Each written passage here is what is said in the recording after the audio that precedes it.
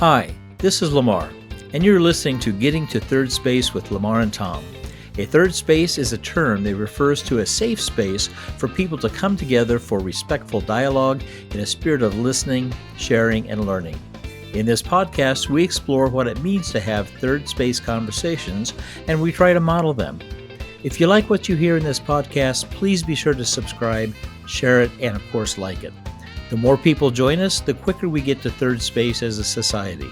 Now let's get to third space today. Hey, good morning, Lamar. Where Good have morning, you Tom. been? It's so good to see you.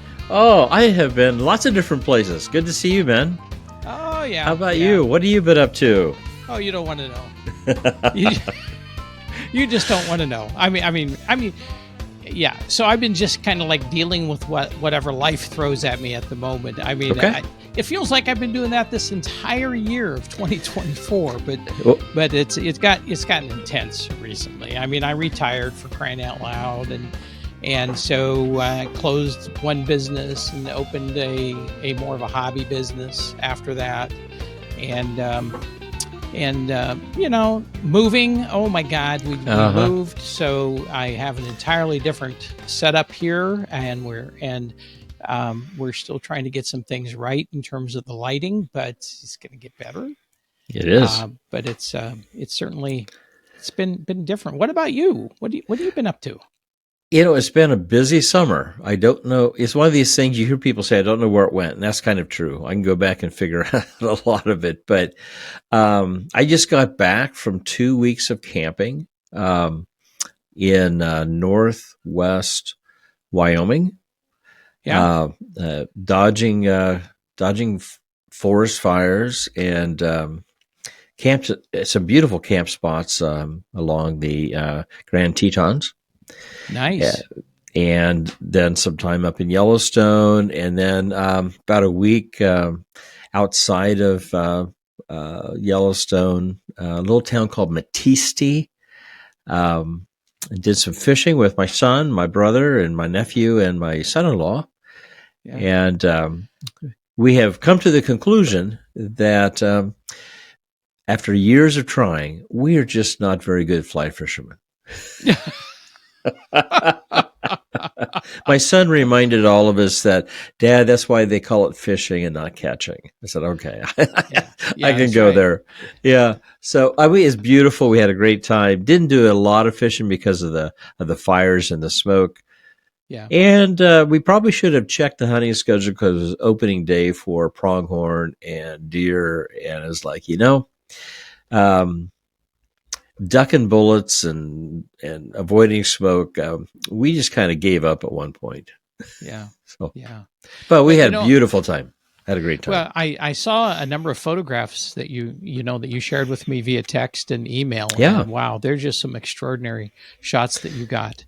Well, thank you. Really, really, really nice. Really nice. Maybe we can just post a link to a couple of those for folks to take a look at. Oh yeah, absolutely. Sure. That would be great. Actually, yeah. That would be really terrific. Maybe in the segment, in fact, if you send me a couple, and we do the video edit, I can just insert them so they can see what they look like. Sure. So, I saw a lot of wildlife. Did you? Yeah. We saw a couple of bears, and definitely was not as impressive as I was hoping.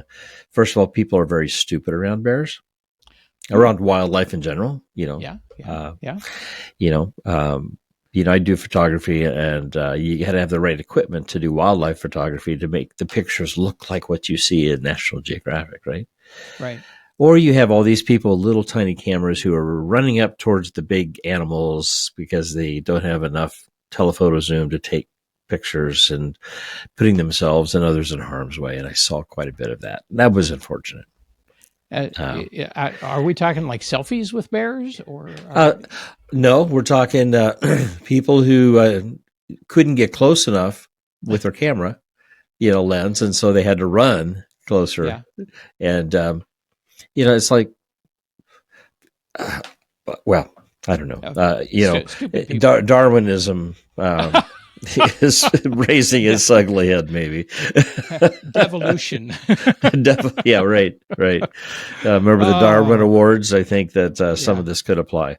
But I've met some wonderful people. The park rangers, the park staff. I'm just always impressed by how professional they are, and they really want people to have good experiences. Yeah, People without dying. Without dying, without getting hurt. Without dying.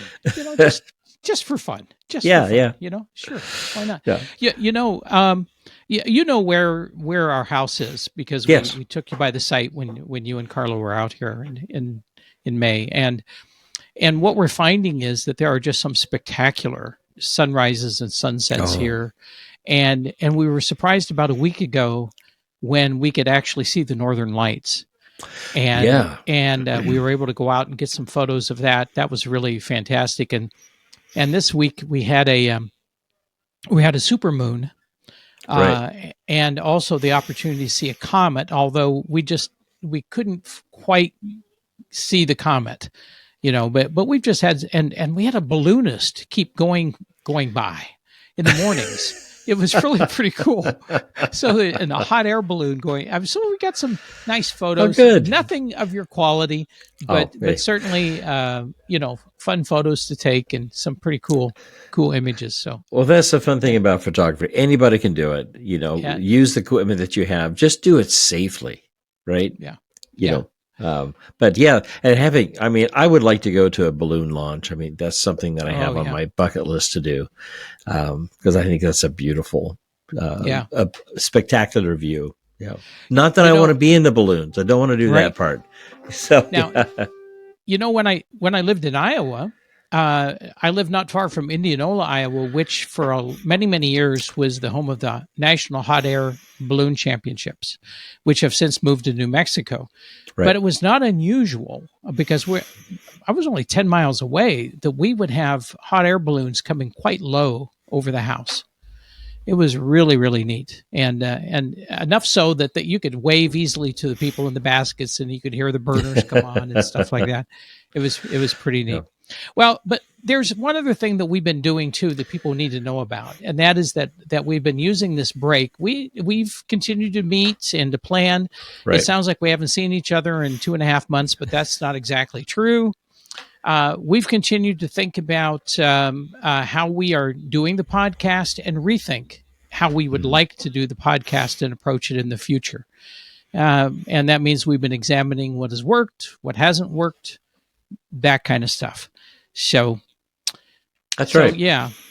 And I think we've been trying to respond to people's comments, and touching base with people who we have had on as guests, and looking at also the reviews that people gave, and kind of thinking too, there's a point where we've talked a lot about developing third space, understanding third space, and third places. And we're kind of at that point where we've decided, let's do more examples. Let's do more, kind of practical application of third space, and begin to take a look at what's going on in the world around us and how this applies. Yeah.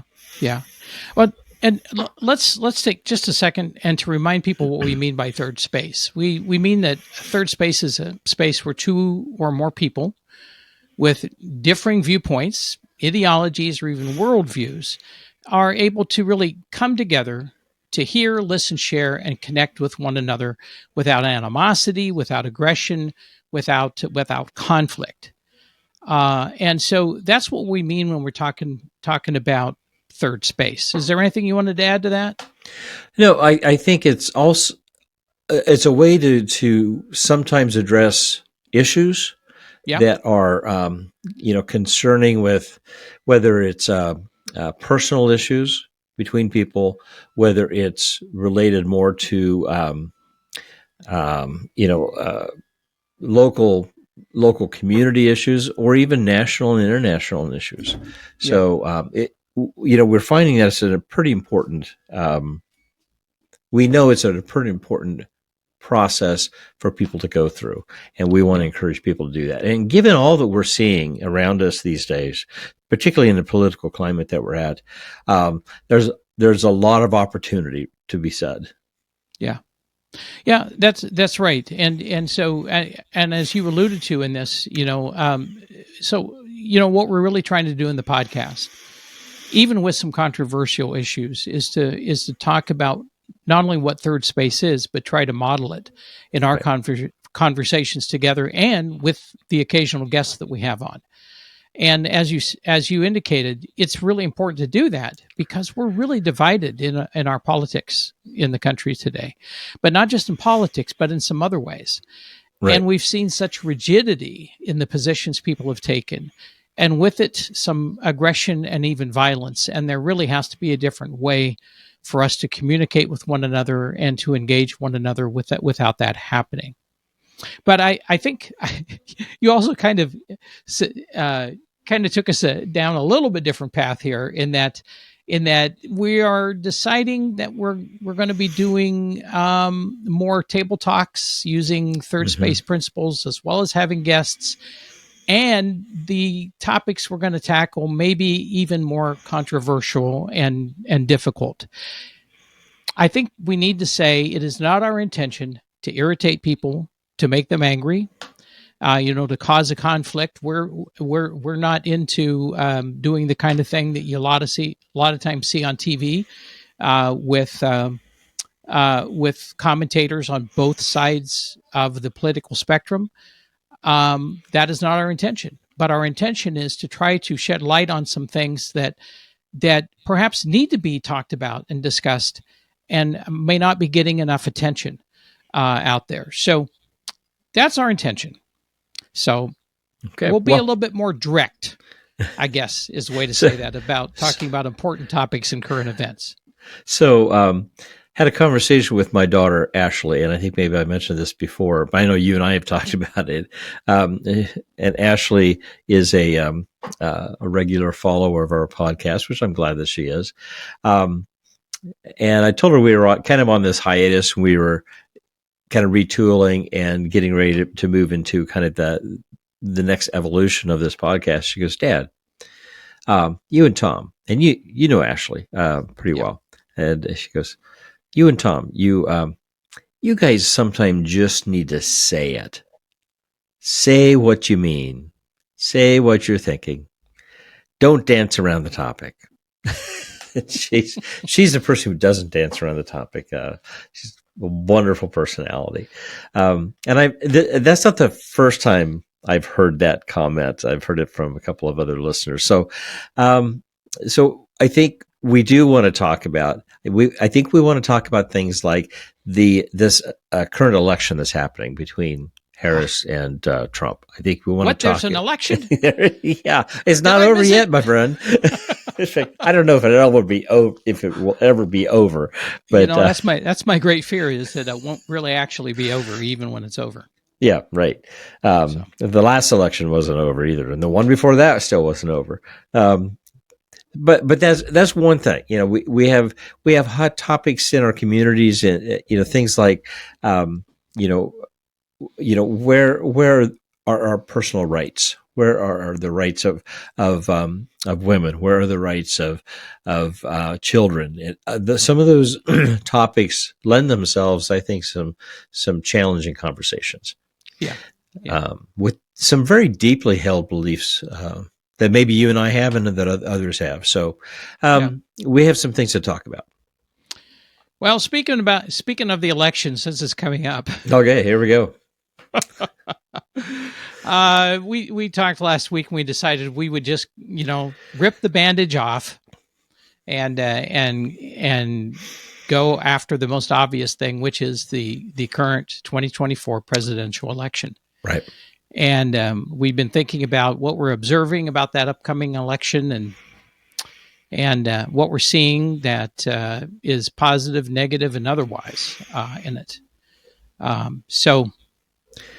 Well, when in doing this, we want to be careful. I want to be careful that we think about this through the lens of third space. Right. So how in election processes these days, and I'm not just talking about this election, but it is very obvious here. How can you have an election where there is a third space environment? We have a communication. What's the right word for this? Overload, right? So if I wanted to, and I know some people do, if I wanted to, I could listen to election talk 24/7. Yeah. I could listen to, we talked about pundits before. I could listen to pundits. I could listen to all the taped interviews and all the taped speeches and all the current live speeches. I could go to the websites. I could read a website information from a variety of sources. I mean, it's, how do you even begin to develop a good third space environment in these conversations? Yeah. That's a really good question. It's a very good question. I don't have a really good answer to that by any means, but I will say, and I'm not going to say a lot about this right now because we know we're also going to do a post-election podcast, and we can talk more about it then. But I did something this year that I've never done before, and that is I signed up to be an election judge. And by the way, in the state of Maryland where I live, election workers, their title are election judges. Okay. So it doesn't mean that I'm like the only one, for the only judge for the election. I am not. You don't decide the election outcomes. I don't decide the election. But I did go through the training, which was interesting, though long and complex. But the thing that I walked away from in that training was that at least here in Maryland, and I assume it to be the case in all 50 states because these the boards of elections, they communicate with one another, but they are very intentional about creating a third space for elections. Oh, really? Yes. I mean, you have everything that takes place in a spirit of camaraderie. And you have people from all different parties that are participating as election judges, and in fact, when you are there's so many precautions that you take in terms of making sure that the vote is accurate and that it is clean and it is fair. That at every step of the way you have the chief judge involved and two other judges, but they have to be of different parties and everybody has to sign off on it. So they're observing the same thing, seeing the same thing, and then their signature says, yes, this was done according to protocol. And I think so the fact of the matter is that you have to be able to interact effectively with people who may be voting differently than you, even among the election judges.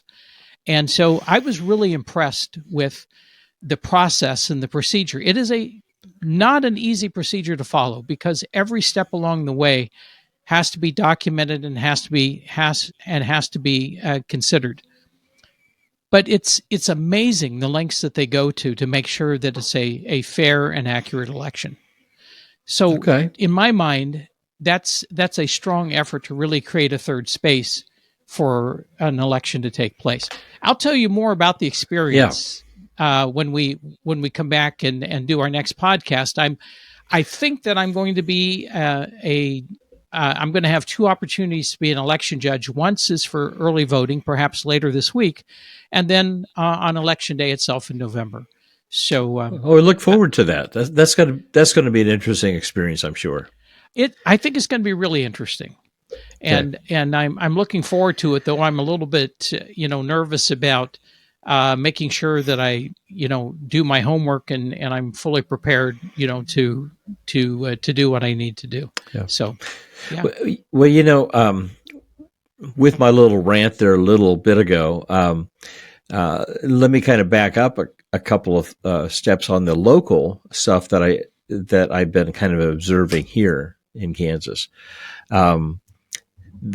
the local elections for Senate representative had a forum while I was actually in Montana or in Wyoming, so I wasn't able to actually go to it.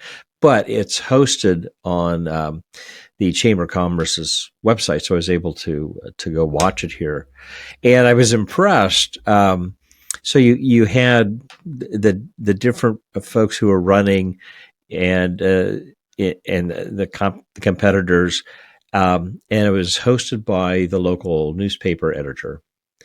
And took questions from the audience, basically had them written down, and then posed them along with, I think, some of his questions, possibly. And what was impressive to me is the decorum. There was an air of friendliness, which I was impressed. There was not an aggressive challenge. It was not a debate. In fact, I'm not sure debate may have outlived some of its usefulness, but it was really about having each person involved define their position and why that's their position. Right. Talk about their experience. Talk about their motivations going forward, and that takes a lot of thought. It doesn't take a lot of thought to make fun of somebody or call them names or to point out how bad somebody is. That doesn't take much thought, but it takes a lot of thought to propose your position and to build your case. Yeah. And so I was very pleased with that. And to me, the way the local newspaper set that up and managed it, created, I thought, a third space. Yeah. And I think that, we saw elements of that in the vice presidential debate too. I would agree. Yeah. Between Vance and Walz. I mean, it was civil. There were some contentious moments, but by and large, it was the decorum was appropriate. It was civil, and you came away feeling as if you knew a little bit more about each person, but with a caveat, and that is, and this is a terrible caveat, if they were telling the truth. And I think that the reality is in national politics, many times we have to ask ourselves the question, are they saying what they really believe, or are they saying what they think we want to hear so that we will vote for them? I think that's a very good point. And so it's become increasingly difficult to take politicians at the national level at their word. And that's what I find very frustrating about our politics today. So I'm going to raise something, and I'm realizing this could be one of those things that folks could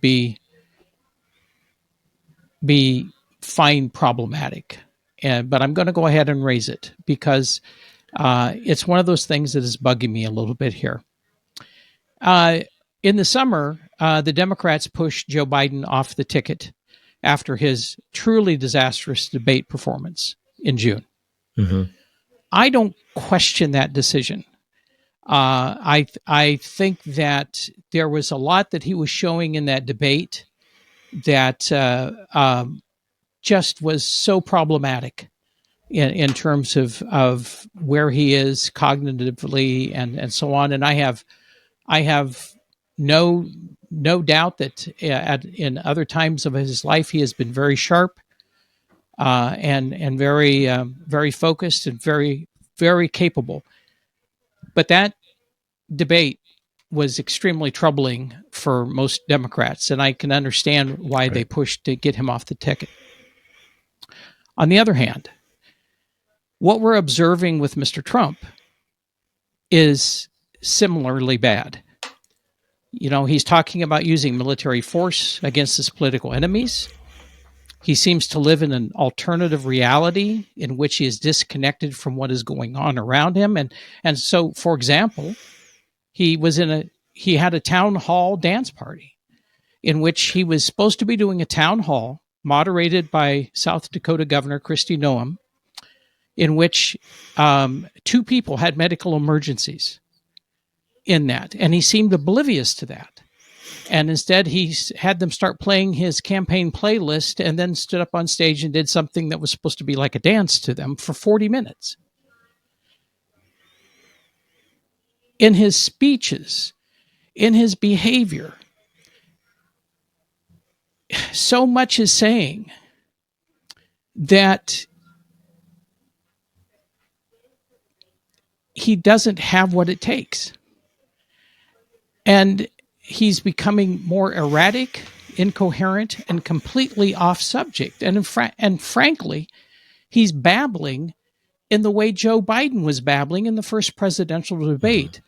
And so what I cannot understand is why his behavior remains unquestioned, even justified by his party, and well within the tolerance for most of his loyal voters. And the bottom line for me is, Joe Biden was pushed off the ticket for his age, incoherence, and apparent incompetence. Why not Trump? Well, I understand what you're saying. And it's not that I disagree with you on your premise. I do think, however,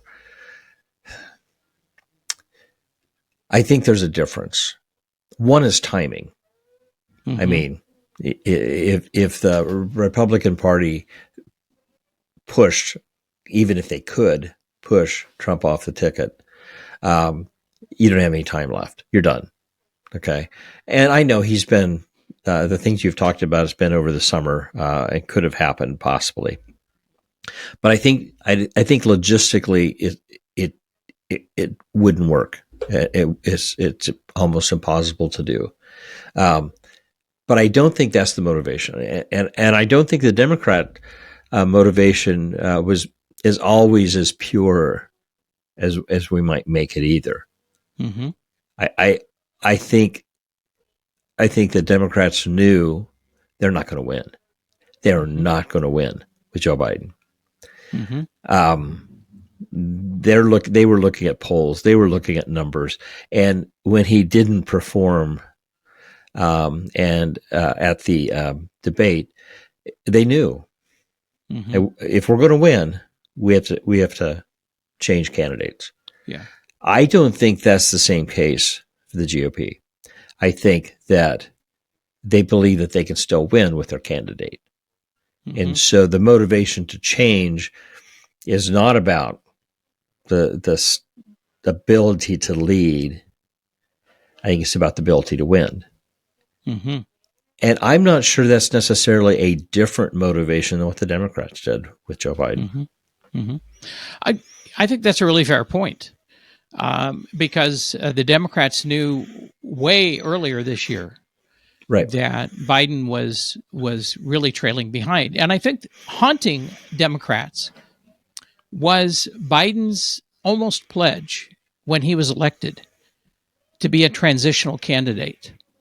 Right. And I think that there was this sense that Democrats were waiting for him to say, okay, I accomplished the transition.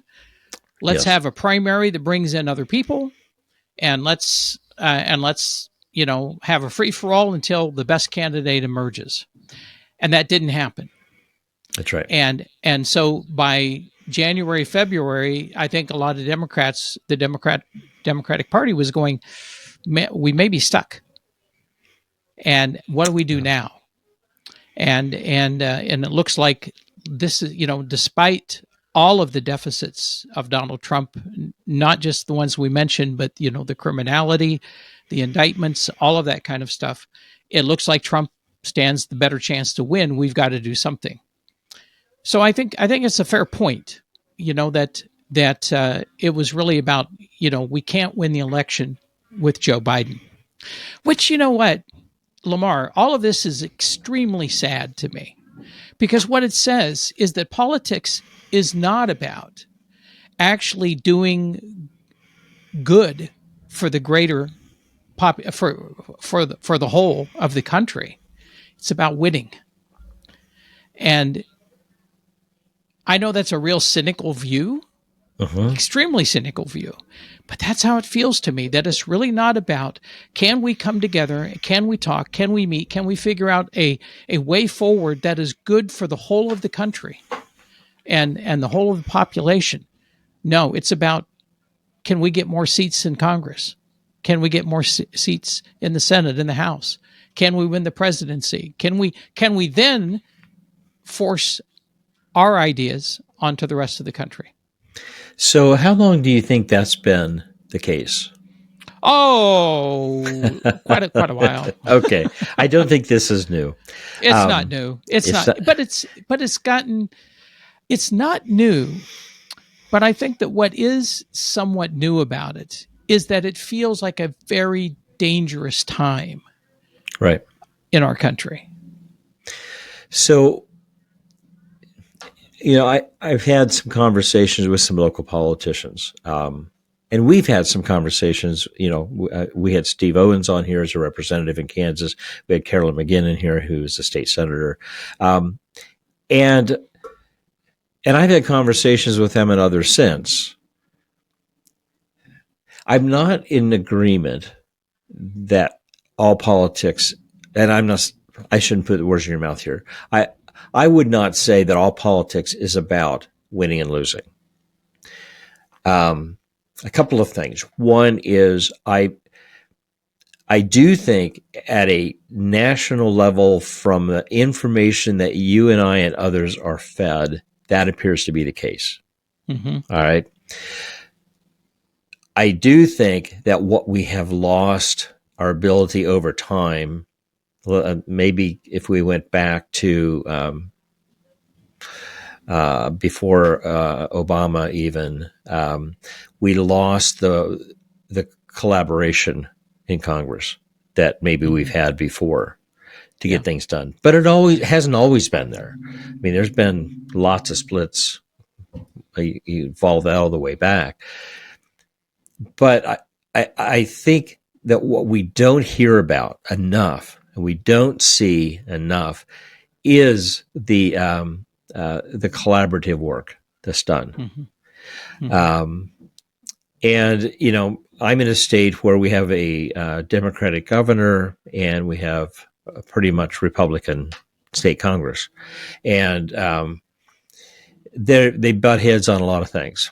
A lot of things don't get done because they're butting heads. On the other side, there are things that are getting done. And to me, that's encouraging. Maybe they're not getting done the way that I would want them to be done. But people do have an influence on their representatives. Yeah. And I'm more and more, I think, in my life, I'm becoming more of a believer that we have to be part of the process.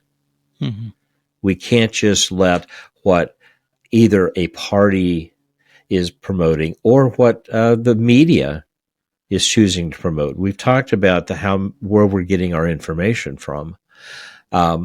These days, it is so easy to go down the road of following your pundit or following your particular viewpoints spokespeople, and not be open or even hearing what the broader topics are or broader arguments are.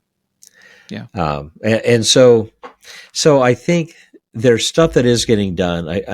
I'm thankful for that. I think we have a long ways to go to get back to maybe some ways to work together. And when I'm talking to the political folks that I'm talking to, that's what I'm saying.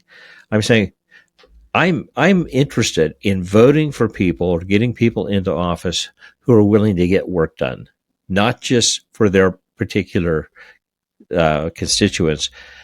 But if I'm on a different political party than you, I expect you to work for me as well. Yeah. Yeah. No, I think that's entirely fair. I think it's entirely fair. Well, what else are you observing? I've got a couple other things I'm observing as well, but I could go off on a rant on a couple of things. I don't want to do that. Well, something that is really evident right now, particularly with Elon Musk coming into the picture, is the influence of wealthy people. Yes. And the influence of dollars. I heard just this morning before we did the podcast, a commentator say, "Oh, well, this party has put this many millions of dollars into this particular state or these particular counties, and have a pretty good likelihood of, getting the votes in that county because of the money they're putting there." And I'm thinking, what's wrong with that? Mm-hmm. With that thinking that money equals votes, dollars equal votes, and so it's something I want to think about a little bit. What are your thoughts? Well, I think that's. First of all, I just want to say that I'm waiting for my check for $1 million from Elon Musk, since he's giving away $1 million to people that will sign on to his whatever. So, well, have you signed on? Well, I'm planning to. Oh, but, I just all right. No, that's all right. I want to come by. I want to come by it more honestly than that. So okay. I don't think so. The $1 million. Yeah, the $1 million, gotcha. right? Okay. But I think that what you're really where we see the problem is frankly with the Electoral College. Okay.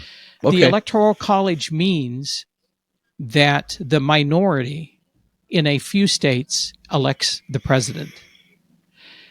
I mean, we have in our recent history, we have multiple elections that the popular vote went to one candidate, but the Electoral College went to another candidate, and that person became the president. And we've seen that happen repeatedly. It's not the case anymore where the popular vote and the Electoral College aligns. So all the money goes to these handful of states and these handful of counties for a handful of people that can, so a minority can sway the election one way or the other. I think for that reason, we have to come up with a different way than the Electoral College. I'm not an Electoral College fan. Okay. I think it's got many, many problems, and one of which you've identified here in terms of it seems to be just ripe as a place to get a lot of dark money as well as light money, as well as just plain lots of money, to sway the election. So. Okay. Yeah, that's right. So a couple of points about that. By the way, I also learned, I didn't know this, but there's gambling going on with the U.S. election outcome. Oh, what a shock! But there are rules to that. Evidently, I'm sorry, I don't know much about gambling, but there's international gambling going on. What a shock! I can't imagine. I know. Why didn't I think of this before? But I got to thinking, well, if that's the case, why wouldn't there be, for whatever other reasons, why wouldn't there be motivations for people internationally to try to influence U.S. elections? Absolutely. I had thought about that. Yeah, absolutely. It just wasn't part of my process. So there's that. You bring up the Electoral College. I would be interested sometime, Tom, for us to maybe do a podcast on the Electoral College, maybe bringing someone in who's smarter than both of us about the Electoral College and talk to us about it. But I'm very interested in some movements. Some states have signed up. There's a pact, I think, that's being developed in some states about the popular vote. If the popular vote goes one way, that their electoral votes will go that direction. I can't remember the name of that movement, but states have the opportunity to sign up for that, which could be a way to, it doesn't change the Electoral College, but could be a way to impact how the Electoral College currently is managing votes. Yeah. That it very well could be. I think it would be really interesting to do a deeper dive into the Electoral College. Yeah. I understand. I think I understand, and I'm starting to say this. I'm realizing maybe I don't. I thought I understood that the Electoral College and the popular vote were, as part of the election, were designed so that truly every voice could be heard and every vote counted, among the citizens. But then it occurred to me that there was a pretty strong movement at the founding of this country to make sure that old white guys, landowners, got to stay in charge. Mm-hmm. And so I would like to learn more about the Electoral College and see, is it really about making sure that that everybody has a vote that counts, or is it about making sure that a certain group stays in power? And there's probably arguments both ways, but it would be fascinating to know what those arguments are. Well, I think we should put that on our list, and maybe some of our listeners will come in with some more information. I know I was listening to some information from Robert Reich. Does that name ring a bell? Yep. And he has he has a podcast that he does called the Coffee Clutch. Mm-hmm. Very interesting podcast. Definitely leaning to the left, but he's talking about the Electoral College and doing some history that fascinates me. So I would encourage maybe people to listen to that or something similar. But I think for you and I, let's kind of dig into this. I have another question for you on this election, and that's polling. So, to keep, this is kind of my snarkiness, right? Okay. To keep for television people to keep their jobs, they have to talk about something. Yep, they do. And it seems to me that a lot of times it's a lot of talk about nothing. Yep. Because they don't know. They don't know really, where people are at. I mean, they do interviews. Like, was it the NBC poll was actually that came out recently was actually based off of 400 people. Now you can extrapolate the data. I get that. Right. And there are ways to do this statistically. But then you have a margin of errors that get to be pretty wonky. A 10-point margin of error. Yeah, right. As opposed to what we might think is being more reasonable, like a 2 or 3 point margin of error. Right? Yeah, right. Yeah. And so when I look at all these talking, I'm going to be kind. I'm not going to call them talking heads, but that's kind of what they are. Yeah. They're using information, a little bit of information, to kind of keep the conversations going. And so when I think of the polls, in the last couple of elections, the polls haven't really given us a very good picture of the outcome, right? Yeah, we won't really know until the votes are counted. That's right. So I always had a lot of respect for Ann Selzer in the Iowa poll, who's now based at Grinnell College, by the way. Oh, okay. She probably was one of the most accurate pollsters that I've ever observed, and yet the conditions have changed so much. I mean, there was the advent of the cell phone, which meant that as they became more sophisticated, everybody dropped their landlines, and that has impacted polling. And then you have so many complications in getting a really decent sample for polling. And I think that part of what we see happening as a result is that the robust numbers in a poll have declined. And then when that happens, you have to ask yourself the question, well, how accurate is a poll of 400 people versus a poll of 1,400 people? We do know statistically, what the world of statistics has taught us is that there is a set number of people that you can interview or poll or study that are truly representative of the population of the United States. But that number is I want to say roughly around 1,400 people. Okay.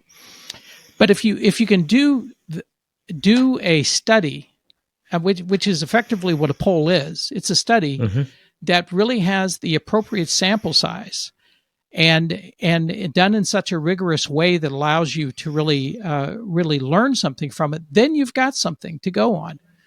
But it's really hard to get those numbers, especially when they're trying to turn around a poll in 5 days, after an election, after a presidential debate or something.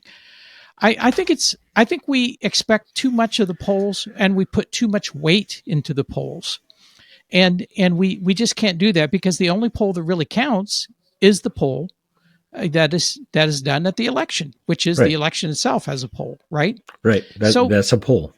That's a poll. I mean, there's a reason it's called a polling, a polling site, right? Right. Because that's where they go to vote. So I think we put way, way too much emphasis into it. And of course, the candidate's behavior then tends to have an influence on the polls as well. And that was something else that I'm just observing about this is that, after weeks of criticism, Harris has begun to meet in unscripted interviews with journalists, even with Fox News, right? Yeah. And so, even if people don't like her proposed policies or what she stands for, it is clear that her answers are coherent and with far more detail than what Mr. Trump offers. But she's been criticized for not breaking with Joe Biden and his policies. She's also been directly blamed for Biden's policies. And I think this is the point at which it's really a shame that we don't have better civics classes today. I think we both had to suffer through civics, and so therefore, gosh darn it, everybody should suffer through civics, right? But we had civics classes that we had to take in Absolutely. high school, and one of the things we learned is that the vice president effectively doesn't have any power. That's right. And so it's very difficult to blame Biden's policies on Harris, even though she may be consulted on policies enacted by the president. The vice president does not propose or make policy. So vice presidents are not in charge, except when the president is not able to perform the functions of the office. So I'm finding that interesting that there's a lot of criticism coming her way. A lot of people saying, well, what are your policies? What do you want? Look at the policies that you've enacted. She hasn't enacted any policies. Mm-hmm. Congress enacts policies and laws. The president proposes policies and laws and works with Congress to pass those. But the vice president doesn't do anything much. I mean, of course, the vice president does stuff. Right. We both know that. But they don't have the authority. They don't have the authority. Yeah. So this is an interesting conversation point, because here's where I think Donald Trump made an excellent point that, unfortunately, the way he usually makes points kind of got glossed over. Uh-huh. But I thought the excellent point that he made was when someone was criticizing him about the a choice of Vance being his vice president, where he said, that's not a very important position anyway. I can't remember what he exactly said, but he said, hey, don't pay attention to this. This is no big deal. They don't do anything anyway. Well, he's actually right in his concept of what he was talking about. He just, if I was the vice president, Vance at that point, I would have thought, big deal, right? Yeah, right. Well, thanks for inviting me to this know-nothing job. But the point, I think, should be well taken, that I think we may be making too big of a deal out of running on the vice president. She's in a very unique position, being a vice president, running for being president. Yeah. The vice presidents, very clearly, their job in these elections is to support the president, the presidential nominee. But this is a really kind of convoluted kind of a election, within the four different persons, the presidents and vice president, nominees. So it gets a little messy in how you have conversation about it. But I agree with you. It is. It's pretty messy. And I think that there are shots being taken by both Harris towards Trump and Trump towards Harris. I would like to see the rhetoric come down a bit. Although there are some things that are really factual that it's very difficult for them not to raise. And, even though they're quite unpleasant, but let's keep it on the records. Let's keep it on the records that are known and that are relevant to being a president, not on whether you think a person is stupid or not, or whatever Mr. Trump has has referred to Kamala Harris as. So you and I have talked about keeping things clear. Yeah. We've talked about this a lot in our podcast in the past, and also trying to cut through the noise to be able to find, what seems to be true, what seems to be accurate, what seems to be important. Yeah. And here's where this whole election seems to have gone off the rails. I'm going to use that because I think that's accurate. Mm-hmm. And you can blame one side or the other more, but it seems like there's been this detesting of fact checking. Yes. In the election, in the debate processes, in the interviews with news, that they don't want to be fact checked. Yeah. And I'm not talking just about Donald Trump. I'm talking about anyone who is trying to promote their platform. Right. Owning, for me, the credibility of a leader is being able to own maybe change, to own maybe the things that maybe I didn't do well, I need to do better, and explaining why. But that doesn't seem to be, I don't hear a lot of that. And I would have really liked, Kamala Harris to be able to answer some of those questions that were brought to her about the administration that she is in. And certainly I would like Donald Trump to own up to some of the fact checks. He just blows them off as being, no, it's not true. But I think that detesting the fact checking process is taking us politically down a road that is unfortunate. Yeah. Yeah. I agree. Well, Lamar, you got anything else on this this political thing? Just keeping an eye on the time here. Yeah, I think we've had an interesting conversation, at least for me. I would encourage people not, and myself, I'm really trying myself not to spend all of my time, kind of thinking about this. There's so much in life to appreciate, and I really felt that way the 2 weeks I was camping up in Wyoming. Mm-hmm. A lot of the time I didn't have access to stuff, just because of connectivity, and it just reminded me of life goes on without me having to know about it and having to put my 2 cents in about it. And so, that's what I think kind of where I'm at right now. We got a couple of weeks before the election. I think my wife and I are going to do early voting just because it's available here and I don't like lines. But also to enjoy life, to realize that we live in a beautiful country, and I just had a wonderful opportunity to see part of that country and hope to see more of it. I know you live in a beautiful part of the state, out of the country as well, in the state of Maryland. So just encouraging people to maybe unplug a little bit and remember life is precious and we need to enjoy it.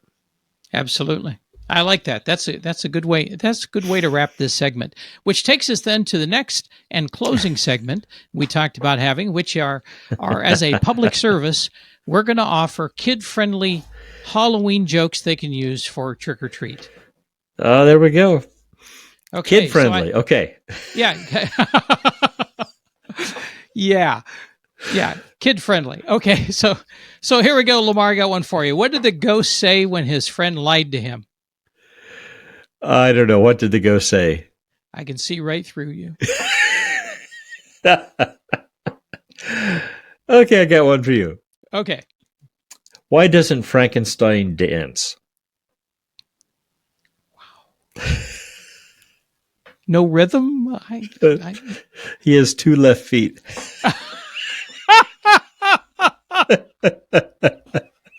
Well, staying on the monster theme. Okay. What do you call a kind and considerate monster? Kind and considerate monster. I don't know. A complete failure. Oh. Yeah. Okay. Oh my God. So you got another one there? I have one more. Okay. So, what's a spider's favorite side dish?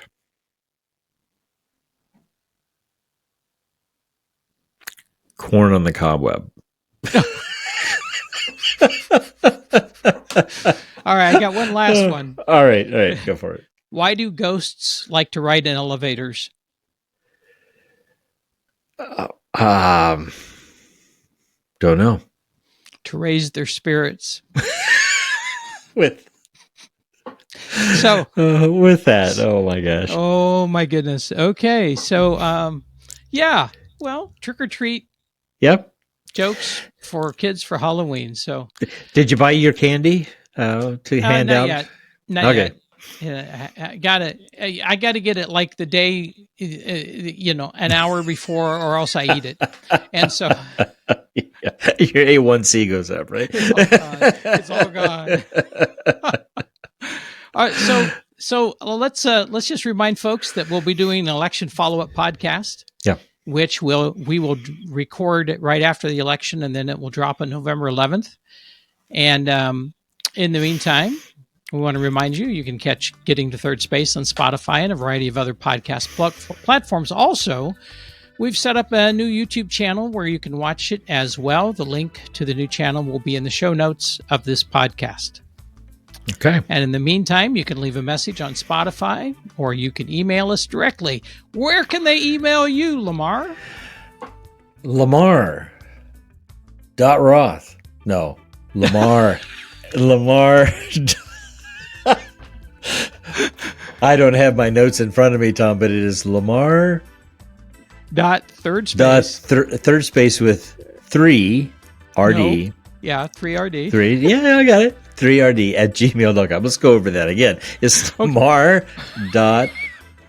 third space, and you use the numeral 3 for third space at gmail.com. And mine is Tom at tom.thirdspace, again using the 3 for third space at gmail.com. Okay. Hey, it's been fun, Lamar. It's nice to be back in the saddle. Good to be back, man. You take care. All right. See you later. See ya. Tom here. Thank you for listening to Getting to Third Space with Lamar and Tom. Remember to click on subscribe to get notices about new episodes, and be sure to like and share the podcast as well. Opinions and ideas expressed in this podcast are solely those of Lamar Roth and Tom Klaus, and we'd like to hear your opinions and ideas too. You can leave us a voice message on Spotify, or you can email us at the addresses found in the show notes. Also, in the show notes, you can find links to some of the things we talked about today, so you can check them out yourself. Until next time, keep moving forward toward third space.